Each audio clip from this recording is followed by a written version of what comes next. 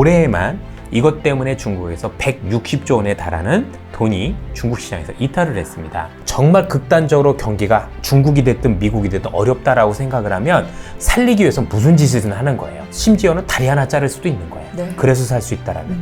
그렇게 경제를 바라봐야 경제가 보입니다. 저는 우리도 그래서 지금 강하게 나가야 된다고 생각을 합니다. 숨통을 끊어놓을 정도 돼야 한국이 소중한 줄 알 거라고 생각을 해요. 약하게 굴면 더 밟는 게 중국의 습성이에요. 뭐 이런 얘기하면 제가 회사에서 잘릴 수도 있을 것 같은데 아닌 건 아닌 거예요. 네. 우리의 바로 옆 나라 중국의 상황이 심상치가 않습니다. IMF에서는요, 3년 내 중국 경제가 저성장할 것이다라고 경고를 했고요. 아니, 이사님, 청년 실업률이요, 20.8%래요. 네. 10명이 있으면은 그 중에 2명 이상은 맞아요. 네, 실업의 상태라는 건데, 이게 지금 우리나라 같은 경우도 뭐 실업률로 힘들다라는 얘기도 나오더라도 6.3% 정도더라고요. 이게 지금 중국이 무너지고 있는 상황인 건지 어떤 상황인 건지. 그렇진 않습니다. 우선 그 청년 실업률 20.8%라는 것부터 뜯어봐야 되는 게, 먼저 중국의 젊은 청년층의 60%가 지금 실업률이 있는 그 20.8% 아는 분들 중에 60%가 고졸 이하입니다. 그래서 대졸자 실업이라기보다는 흔히 얘기하는 농민공들의 실업이 심각하다라고 보면 될 것 같은데, 네. 그럼 왜 이 친구들이 일자리가 없지? 간단한 게 이 친구들이 일하는 일자리들이 없어졌기 때문인데, 가장 큰 일자리가 잘 아시는 것처럼 건설업이에요. 우리나라도 그렇지만 시골에서 서울로 올라와서 뭔가 가면은 뭐 다 그런 건 아니지만 건설 노동자들이 되는 경우들이 많은데, 중국이 최근에 헝다 또는 완다 같은 그룹들이 되게 어려워지면서 또 부동산 규제도 있었었고, 일단 부동산이 어렵다 보니 가장 큰 일자리를 잃었고, 두 번째는 이 친구들이 제일 많이 가는 또 일자리 중에 하나가 배달입니다. 네. 우리나라도 그렇지만 거기서 뭐 메이투안, 와이마이 뭐 이런 여러 기업들이 있는데, 최근에 빅테크와 관련해서 중국 정부가 엄청 규제를 가했었죠. 거기다가 우리가 알고 있는 중국의 코로나는 막는 방식이 조금 극단적이었잖아요. 그렇죠? 아예 지금 제가 이번에도 중국 갔다 왔지만 뭐 2달 동안 집에 있었다고 하더라고요. 그렇죠? 네. 한 발쪽도 못 나가고. 네. 그러니 배달이 될 리가 없죠. 그래서 배달 기업들이 정말 많이 축소가 됐고, 제가 실제 중국을 거의 한 달에 한 번씩 가보는데 이전에 그렇게 많았던 배달원들이 너무 없어진 거예요. 그리고 이와 더불어서 또 없어진 일자리들이 체육과 관련된 일자리들, 체육학과 학생들이 지금 일자리가 없는 게 있고요. 또 우리가 알고 있는 사교육이 있죠. 예, 중국이 지금 사교육 때려잡는다고 학원을 싹 없애버렸어요.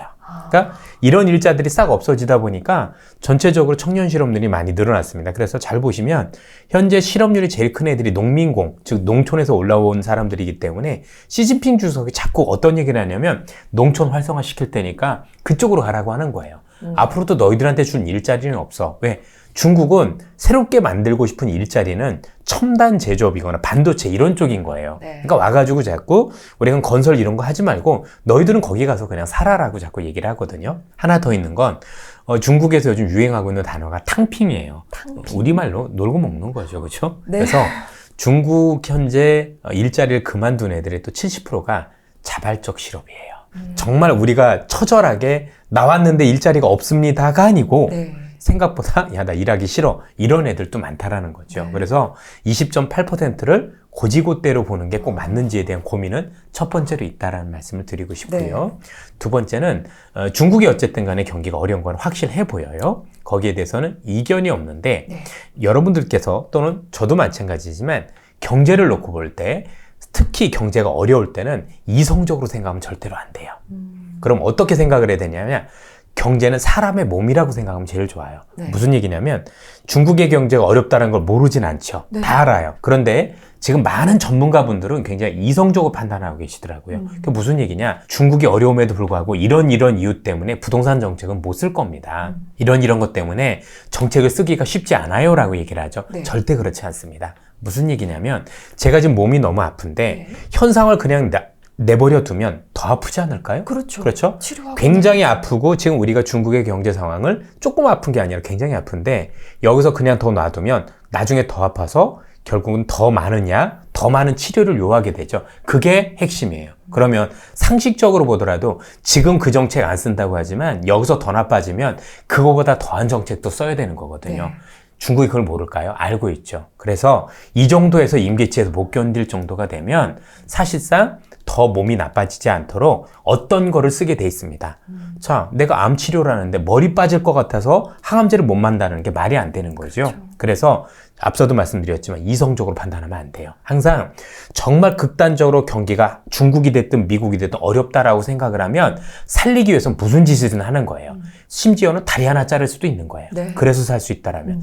그렇게 경제를 바라봐야 경제가 보입니다. 제가 볼 땐 중국은 이미 그 임계치에 왔고, 그래서 중국은 최근에 이와 관련된 정책과 관련된 얘기들이 많이 나오고 있는데, 특히 지금 불러주신 이번 주에 중앙정치국 회의라는 게 있었고, 네. 그게 시진핑 주석이 주재로 해서 정확하게 중국 경제가 너무 어렵다. 그리고 그 어려운 원인을 여러 가지로 딱 했는데 그중에도 부동산도 있어. 네. 부동산도 있고 이것도 있고 그리고 그런 해결책이 뭐냐도 나오겠죠. 거기에 부동산도 들어가 있어요.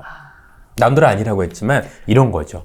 그만큼 중국이 이제는 못 견디겠어라고 얘기를 했고, 그 못 견디는 거에 대해서 사실은 이제는 시장에서 안 할 거다라는 정책까지 꺼내들었으면 사실은 바닥을 찍었다라고 보는 게 더 현명한 판단일 거예요. 네. 다만 시기만 조금 기다리고 있는 게, 중국이란 국가는 현재 부양책을 굉장히 크게 쓰고 싶어도 지금 썼을 경우 그 부양 효과가 되게 떨어져요. 네. 똑같은 약을 써서 효과가 있어야 되는데 효과가 반감이 됩니다. 그 이유는 뭐냐면 미국이 금리를 올리고 있어서 그래요. 자, 미국이 금리를 올리고 있는데 당연히 우리가 상식적으로 보더라도 중국에서 제일 크게 써야 될 부양책이 부동산 부양책이거든요. 그렇죠. 그러면 부동산 부양을 위해서 상식적으로도 보면 제일 큰 부양책은 금리를 내리는 거예요. 이번에도 보셨지만 전 정권, 이전 정권 다 할 거 없이 동서고금을 막론하고 부동산 가격을 올리는데 제일 좋은 건 금리 내리는 거예요. 네. 금리가 내려갈 땐 어떤 정책을 써도 부동산은 올라요. 네. 사실 상식적으로 봐도 또 금리를 올리니까 부동산이 눕는 걸 봤잖아요. 그렇죠. 그럼 금리를 내릴 건데, 지금 상황에서 미국이 금리 인상이 아직 끝나지 않은 확신에서 금리를 내리면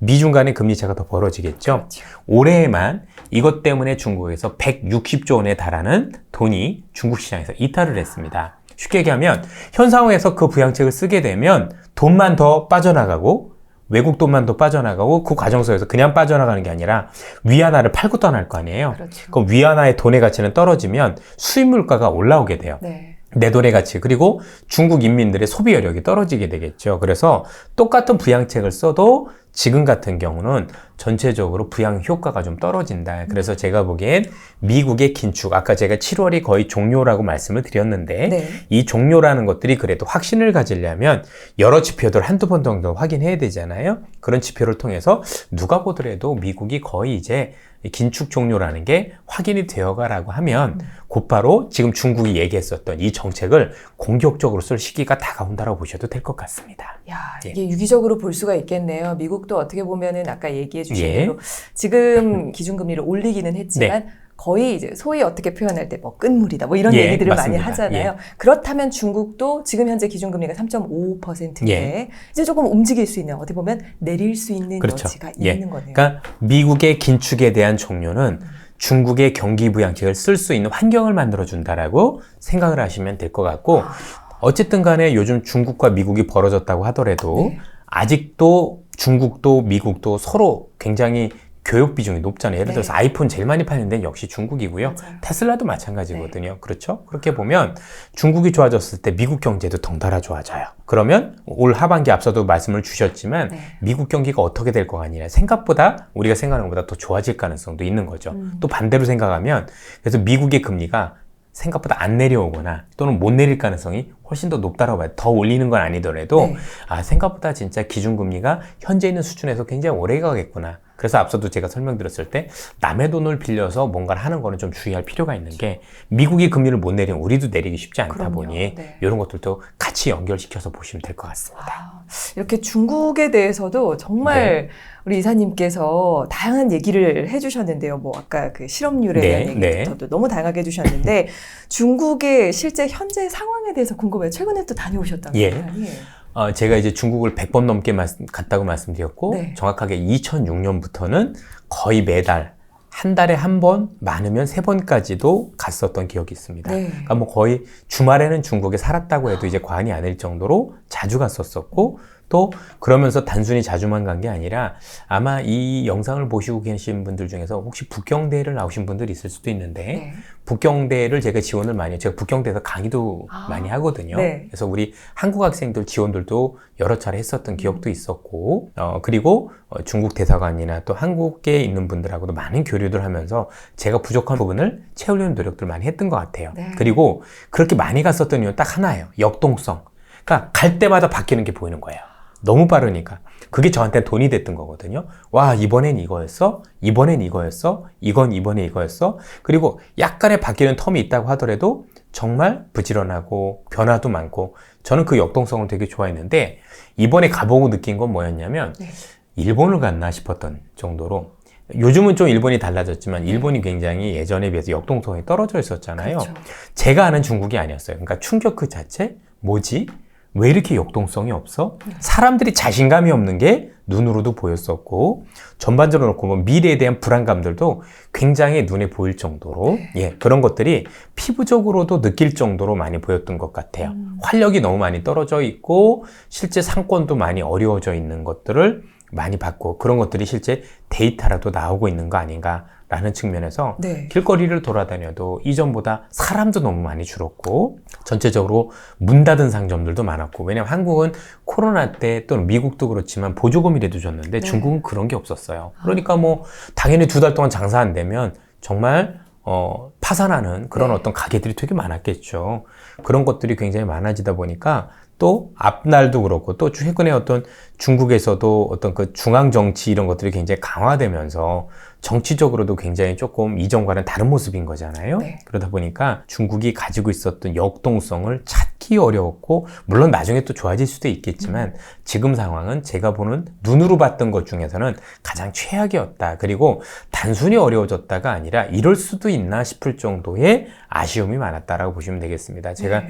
이것 때문에 제 눈으로만 보면 네. 아무래도 오판이 있을 수도 있어서 실제로 신흥만국증권이라는 중국의 증권사, 꽤 큰 증권사거든요. 네. 여기 있는 애널리스트를 전부 다 만나봤고요. 그래서 실제 내가 느끼고 있는 게 맞냐라는 걸 눈으로도 확인을 했고 네. 그 사람들도 거기에 대해서 이견이 없고 네. 아 정말 그렇다라고 얘기를 해줘서 그런 공감대를 많이 느끼고 왔습니다.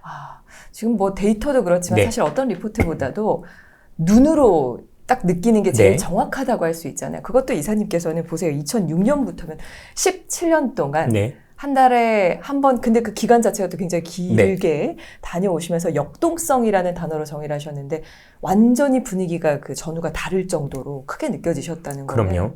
사람들의 분위기 그리고 상점이 문을 닫았다면 도시의 분위기마저 다른 맞습니다. 거잖아요. 예. 그래서 저는 그렇게 어렵기 때문에 곧 뭔가 나올 수 있을 거라고 역발상을 해본 거예요. 이 정도면 얘네가 죽어가는 정도가 될 것 같은데 네. 뭐 여러 그 경제학자들 얘기를 들어보니까 중국이 그래서 더 어려울 거고 그렇지만 제 생각에는 아까 말씀드렸던 저 정도면 이제는 안 쓰면 안 될 것 같은데 반드시 무엇인가 나올 거라고 생각을 해서 오히려 사람들이 중국에 대해서 안 좋게 생각하지만 저는 그것 때문에 지금 거의 바닥일 가능성이 높다. 그렇게 생각을 하고 있는 겁니다. 뭔가 소생술이 네. 등장할 네. 것이다. 아니면 중국은 진짜 죽으니까요. 예. 그 정도로 네. 심각하다.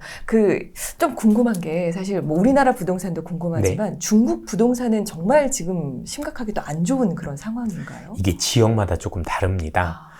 우리가 많이 알고 있는 것처럼 중국의 지역별로 네. 특히 지방 중심으로는 유령 도시가 많을 정도로 정말 집이 많이 다르고 어려운 상황인데요. 네. 도심은 또 다릅니다. 도심은 가격이 별로 내리지도 않았습니다. 그래서 우리와 비슷하게 도심이거나 여전히 부자 동네는 우리와 별반 다르지 않다. 이렇게 보셔야 될 것 같고 네. 지방으로 갈수록 변두리로 갈수록 그 심각성은 더 커지는데 네. 특히 중국의 인구가 전 세계에서 제일 빠르게 줄고 있어요. 그러다 보니 사실은 지방의 인구가 많이 줄면 줄수록 결국 사람들은 또 도시로 오게 되잖아요. 맞아요. 그렇죠? 아니면 병원도 없는데 네. 요즘 뭐 우리나라도 지금 소아과가 없어서 난리라고 하는데 얼마나 사람이 없으면 그런 부분도 있겠습니다. 중국도 비슷하거든요. 그렇게 생각을 해보면 중국은 너무 이제 지방하고 대도시하고 좀 편차가 굉장히 크다. 이렇게 보셔야 될 것 같고 네. 그동안 이제 중국에서 많은 부자가 됐던 분들은 지방 중심으로 이제 여러 가지 투기도 하고 뭐 이제 시내도 있었겠지만 네. 그런 것들 하면서 컸었는데 이제 그런 건 좀 불가능해진 것 같습니다. 네. 부동산 시장에 네. 대해서도 정말 안 좋은 상황. 자, 그러면 자 이제 중국의 얘기를 저희가 쭉 들어봤는데요. 자, 그럼 이런 중국 경제가 우리나라에 미칠 영향이 또 가장 궁금하시겠죠. 아무래도 우리가 중국과 또 밀접하게 네. 연관이 돼 있으니까요. 최근에 중국에 들어가 있던 우리나라 기업들이 결국은 발을 빼고 있다 이런 뉴스들을 봤어요. 네. 어떻게 봐야 될까요? 이제 뭐 여러 가지 기업들, 분전하던 기업들이 꽤 있었었는데요. 네. 발을 빼는 정도가 아니라 거의 이제 나와야 될 상황까지 좀 오고 있는 게 아닌가라는 생각이 드는데, 한국 기업들이 잘한 것도 있었지만 제가 볼 때는 아쉬운 점도 있었어요. 무슨 얘기냐면, 시간이 갈수록 제가 처음에 중국 2006년도에 다닐 때는 갈 때마다 수혜만 보였어요. 이번에는 이게 수혜고, 이번에 이게 수혜고, 이번에 수혜, 이게 수혜고. 근데 2014, 5년도부터는 갈 때마다 이게 피해고, 이게 피해고, 이게 피해였었어요. 네. 그럼 왜 우리는 피해만 보느냐? 브랜드력이 약해서 그래요. 이런 얘기를 할 겁니다. 야, 요즘은 미국도 옛날에는 디커플링에서 디리스킹이라고 그래서 네. 수위를 낮추고 중국과 경제적으로는 협력을 하려고 한다. 그게 왜 가능하냐? 미국은 브랜드력이 있기 때문이죠. 거기에 들어간 애들은 나이키고요, 스타벅스고 테슬라예요. 브랜드력이 있죠. 네. 프랑스에서 온 애들도 루이비통일 거고 에르메스일 거라는 얘기죠. 근데 우리나라 기업들은 브랜드력이 없어요. 네. 한국의 그 어떤 브랜드가 그나마 삼성인데, 삼성의 휴대폰이 1% 미만인 건 이미 옛날 일인 거고, 네. 전반적으로 놓고 보면 브랜드력 있는 기업들이 없다 보니 사실상 제가 볼 땐 앞으로 더 있는다고 하더라도 이런 상황이 아니었어도 제가 볼 땐 시간의 문제였던 거지, 전반적으로 놓고 보면 올 것이 온 거지 뭔가 다르지 않다. 즉 우리 기업들이 거기에 대비해서 브랜드력을 키우고 진짜 중국인들이 이거 아니면 안 돼라는 걸 해야 되는데 네. 그런 게 별로 없었던 거예요. 그러면서 사실은 앞으로도 제가 볼 때 나올 것만 보인다. 그렇게 많이 들어갈 건 없는 건데, 네. 그나마 중국인들이 지금 유일하게 없는 게 반도체다 보니 이거는 뭐 어떤 식으로든 우리 반도체를 가져가려는 움직임들이 있는 정도라고 보시면 될 것 같고요. 네. 어찌됐든 중국이 그동안 어려워지면서 그동안 일반적인 소비재들은 이미 다 철수가 됐고 현대차도 안 팔립니다. 네. 예. 우리나라 배터리는 중국 배터리보다 훨씬 우수한데도 불구하고 법으로 못 하겠잖아요. 그렇죠? 예, 대놓고 한국권 보조금 못 받게. 네. 이런 불공정행위가 어디 있어요? 저는 그게 너무 싫었거든요. 말로만 친구라는데 이런 게 친구인가요? 그건 아니잖아요. 네. 그렇죠? 최소한 그런 것들에 대해서는 한국한테도 뭐 다 같지는 않더라도 기회는 공평하게. 줬어야 되는데, 네. 그럼요. 걔넨 공평하지 않은데 지넨 열어라. 되게 싫죠. 저는 우리도 그래서 지금 강하게 나가야 된다라고 생각을 합니다. 싫으면 주지 말아야죠. 맞아요. 그렇죠? 네. 숨통을 끊어놓을 정도 돼야 한국이 소중한 줄 알 거라고 생각을 해요. 약하게 굴면 더 밟는 게 중국의 습성이에요. 저는 그래서 생각보다 제가 중국하고 친하면 돌가 이건 아니다. 네. 그렇죠? 일단 그런 생각을 기본적으로 가지고 있고, 그나마 우리는 그동안 중국의 수출이 유지했던 게 중간재 중심이었어서요. 즉 중국에서 생산 기지가 있고 여기에 있는 중간재를 한국이 대주고 이 중간재를 토대로 중국에서 싸게 만들어 미국에 수출하는 구조였는데, 네. 이것도 이제 끊어지는 것 같아요. 자국 스스로 이제 미국과의 단절을 염두에 두고 네. 전부 자국화하기 때문에 이것도 오래 가는 것 같지는 않다. 그래서 정말 중국에 대해서는 우리가 뭔가 사업 전략은 정말 다시 짜야 된다. 그래도 중국에 가야 되는 건 맞는데 네.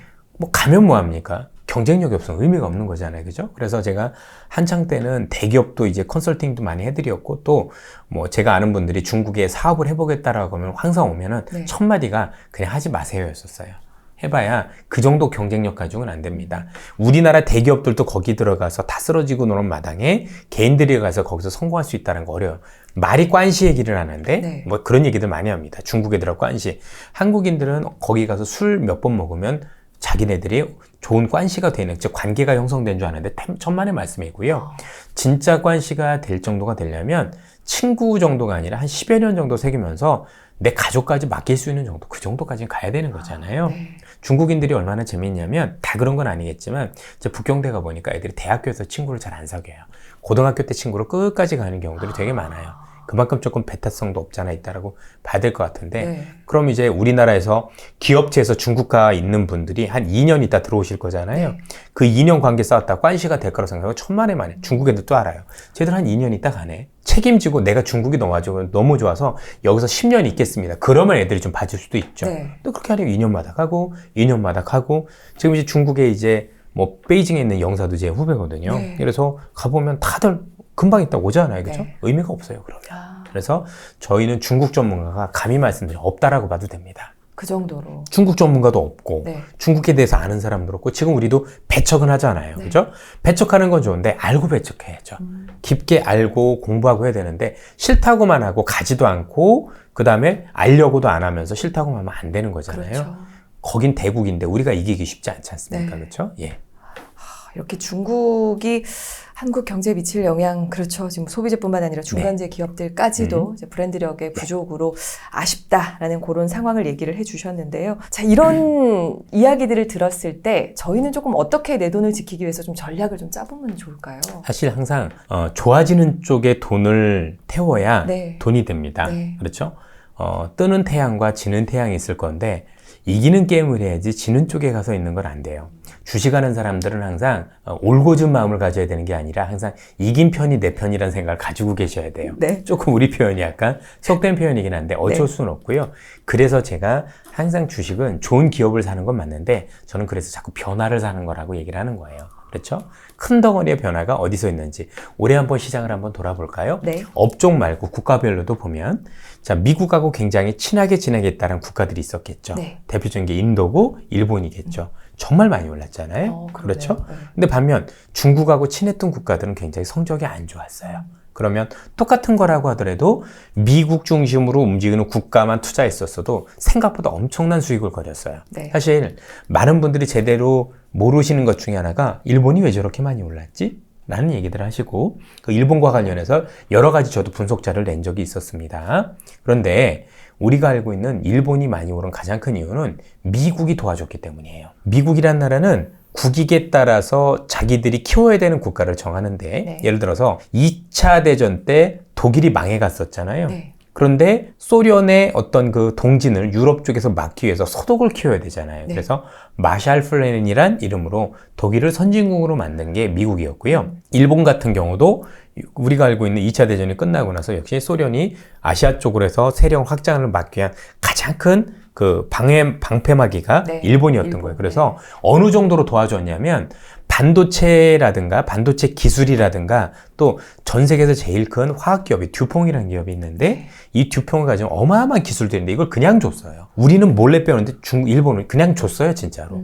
그럴 정도로 일본을 밀어줬고 그래서 얘네가 선진국이 될 수 있었던 거예요. 반대로 일본이란 나라가 선진국 대회를 했다가 망가진 게 네. 옛날에 플라잡이라는 건데 그것도 미국이 눌러서 그런 거잖아요. 근데 지금 다시 미국이 제2의 붐을 일으키려고 일본을 밀어줬어요. 그래서 잘 보시면 워렌 버핏이라는 분의 포트폴리오를 보면 최근에 포트폴리오의 가장 큰 움직임이 뭐였냐면 중국의 이탈, 예를 들어서 비아디라고 불리는 네. 전기차를 팔아댔던 거, 그 다음에 그와는 좀 다르지만 TSMC라고 타이완 세미컨덕터를 판 거죠. 네. 쉽게 해서 중국과 관련된 포트폴리오는 다 비웠어요. 다 비우. 그렇죠? 네. 반면 일본의 상사를 샀죠. 자, 일본의 상사를 산 건 얘네가 자원도 할 거고 뭐 우리가 하는 자사주도 매고 이런 것도 있지만 사실 이게 제일 큰 거였어요. 그러니까 이분은 글로벌 시장에서 가장 큰 정치적인 흐름을 읽고 네. 그 흐름에서 예전에 일본이 어떻게 커왔는지를 봤고 그 흐름 속에서 가장 최적화된 기업이 일본의 상사라고 보셨던 거예요. 그리고 저도 거기에 대해서 적극적으로 동의를 하고 있고 네. 그래서 이런 어떤 흐름에 대해서 가장 큰 흐름에 뭔가 그 수혜를 받는 네. 그런 국가 또는 기업 중심으로 포트폴리오를 바라보는 연습들을 자주자주 하셔야 됩니다. 자꾸 네. 많이 빠졌는데 안 되는 데에서 뭔가를 하시려고 하면은요, 안 돼요. 아, 예. 그러니까 어떻게 보면 아까 이기는 편이 내 편이라는 그럼요. 얘기를 하셨지만 어쨌든 잘 되는 그 방향을 맞춰서 가야 되는 그렇죠. 게 중요하잖아요. 예. 근데 그 방향은 정해져 있어요. 답안지도 나와 있는데 많은 분들이 그걸 의심하는 게 제일 문제고 또 하나는 정치 색깔을 가지시기 때문에 그래요. 아, 그렇죠? 네. 뭐 어떤 분은 친중, 어떤 분은 뭐 반미 이럴 수도 있잖아요. 네. 그렇죠? 돈 벌려면 그걸 버려야 돼요. 그렇죠. 돈 벌려면 중립적인 것도 필요 없고 그냥 이긴 편이 내 편. 네. 그렇죠? 정치적인 욕은 뒤에 가서 하셔도 되지만 일단 돈 벌 때는 그걸 버리고 객관적으로 봐야 내 돈이 불어나는 걸 볼 수 있다. 전 그렇게 말씀드리고 싶어요. 그러면 이사님 얘기를 네. 듣고 나니까 지금 그 일본 상사의 주식 쪽을 시작일 가능성이 높죠. 한번 작은 그림이 아니죠. 큰 그림. 예, 왜냐면 이제 일본은 30년 만에 움직인 국가고 30년 만에 움직였으면 그러니까 지금 이 시장이 얼마나 큰지 여기 알고 계신 분들이 알아야 되는 게 앞서 말씀드렸던 미국도 40년 만에 변하면 이건 어마어마한 변화예요. 그렇죠. 그냥 우리 인생에서 한 번 정도 보는 거예요. 근데 이 일본의 변화도 30년 만에 변하니까 인생에서 2번 정도 볼 수 있는 거예요. 네. 그런데 조금 올랐다고 비싸다라고 생각을 하면 안 된다라는 거죠. 그렇군요. 일본 상사의 주식에 대해서도 얘기를 해주셨고, 그러면 국내 주식이나 아니면은 뭐 달러나 뭐 현금 여러 가지를 아마 포트폴리오를 좀 네. 구성을 해보실 것 같은데 다른 파트도 한번 좀 얘기를 해봐주시면 좋을 것 같아요. 전체적으로 이제 우리가 알고 있는 환 투자는 일반인이 하는 게 아닙니다. 네. 여러분들 그 환율과 관련해서 외환 딜러들요요. 전부 다 오버나잇, 즉 들고 가는 게 아니라 그날 매매로 끝나는 거지 결국 전망을 할 수가 없어요. 네. 환은 경제만 반영되는 게 아니라 정치적으로 너무 이런 것들이 많이 반영이 되기 때문에 개인이 환 투자하는 건 정말 적절치 않다는 말씀을 드립니다. 네. 그런 정도 실력이라면 그건 신이고요. 네. 그래서 그런 건 하지 말자. 그리고 채권이라는 걸 투자를 많이 하시게 되는데 네. 저는 이것도 주의해야 된다고 생각합니다. 한 가지 좀 부끄러운 얘기를 말씀드리면 전 증권사가 똑같이 팔고 있는 금융상품은 안 하시는 게 좋습니다.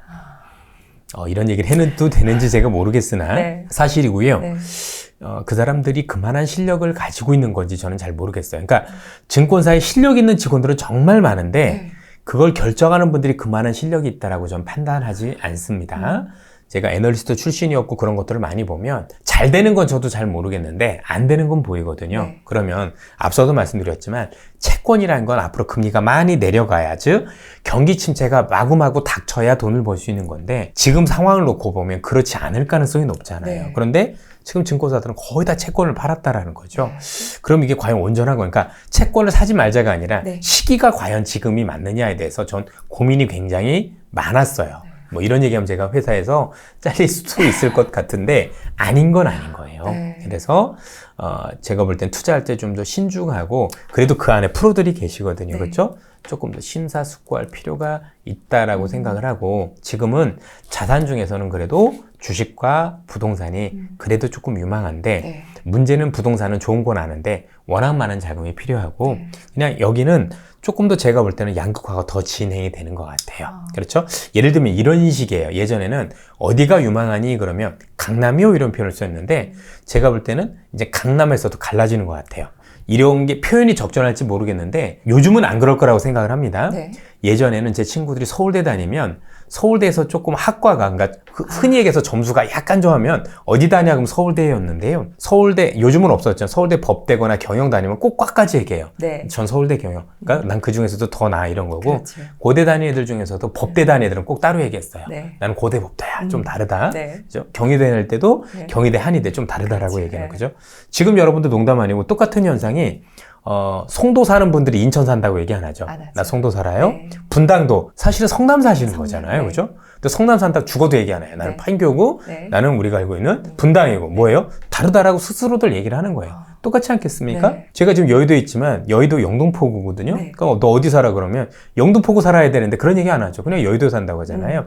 사람들은 밖에서는 평등하게 대우받고 싶지만 본인이 잘났을 땐 그걸 되게 드러내고 싶어 해요. 그렇죠?